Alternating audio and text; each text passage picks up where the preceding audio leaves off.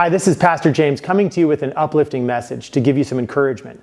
And after this message, I'd like to share some things that we need your help with to bless this community. So the big idea I want to share with you is that many people are not content. A lot of the richest people in the world are actually miserable most of the time. And that's actually true for some of the poorest people as well. See, that's because a lot of people base their happiness or their perception of what will make them happy based on the tangible things like a house, a kid, a spouse, or even a friend or a church or anything else. You see, all of these things can be sold to us as though they are the magic thing that is somehow going to give us some sense of contentedness in our life. The question I have for you is, what have you told yourself will be the thing that is going to make you content? Perhaps you've told yourself that a new job, that's the thing that's going to make you content. Or maybe some change in your physical health or anything else.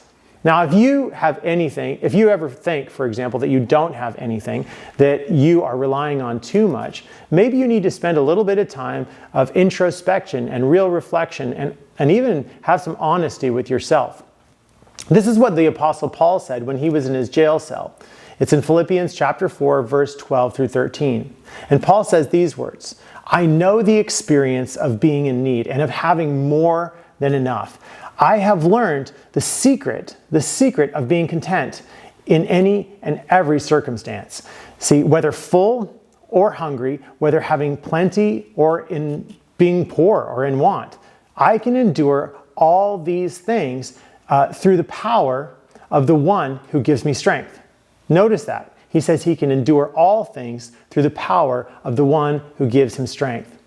So the lesson here is that we should make Jesus our hope and our joy. And if we do this, then we will never not be content.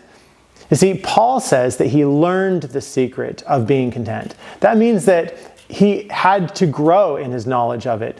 And we oftentimes think that there's an immediate change and everything makes sense to us and we'll never be lacking contentedness in our life. But the truth is that our spiritual growth is a process. And it sometimes takes years or even decades to grow in just a little way. And so my encouragement to you is to think about the things that you're relying on too much, the things that you have told yourself will make you content that are not Jesus Christ, and just let go of those things and find your contentedness in the hope and joy of Jesus. And if you do that, Paul says, Jesus will come through for you. His Spirit, His power will be there for you to guide you every step of the way. Now, this is a message that we bring to you to lift you up and give you hope and joy in the midst of your week and even kind of feed your soul a little bit.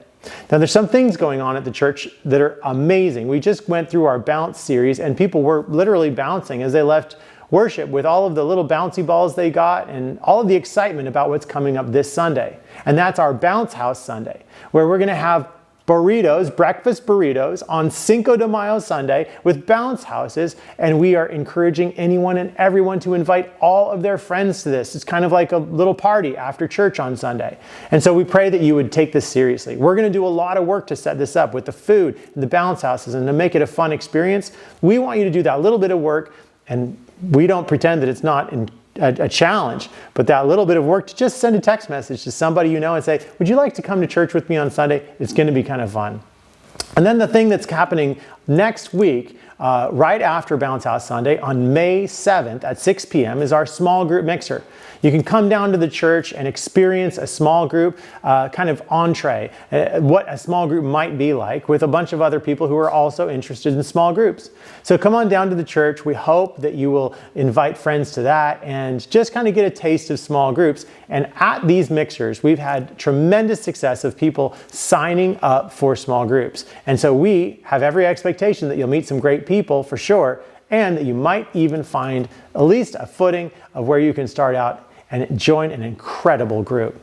We have Mother's Day coming up on May 12th. That's a big deal. We're having free family pictures by a professional photographer from Pastor Robles. He is donating all of his time, and we are so excited about that. Someone from our congregation, in fact. And so we want you to bring your friends, bring your family, and take a picture after worship. We'll have a flower for moms, and we're going to have a great time. By the way, Mother's Day is the third largest Sunday, always has been, at not just Highlands Church, but almost any church Why? Because people love to celebrate Mother's Day by going out to church with the family and coming to Highlands and taking a family picture, and then going out to brunch or doing something like a meal at home or just spending time with mom, because that's all moms really want. They really want just that time, that attention, that appreciation. And so we're going to celebrate the God who made moms, and it's going to be a great day for everybody. Whether you have a mom here with you or not, Mother's Day is the place Highlands is the place that you want to be.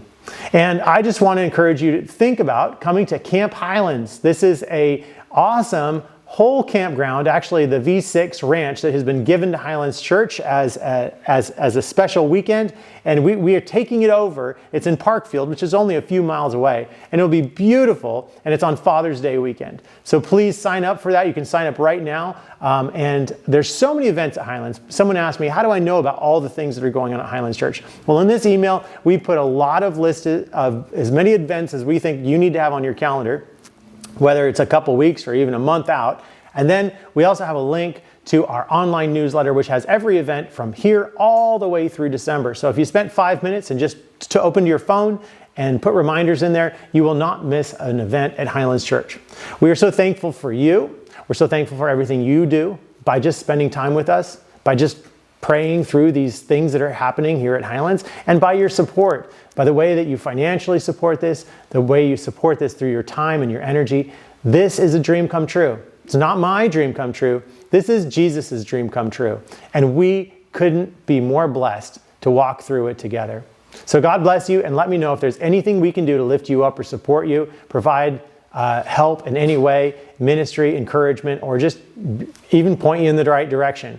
We're here all week, every week, and all you have to do is pick up the phone or text us or call us or email us, and we will definitely link up with you and help in any way we can. God bless. We are here for you, and take care.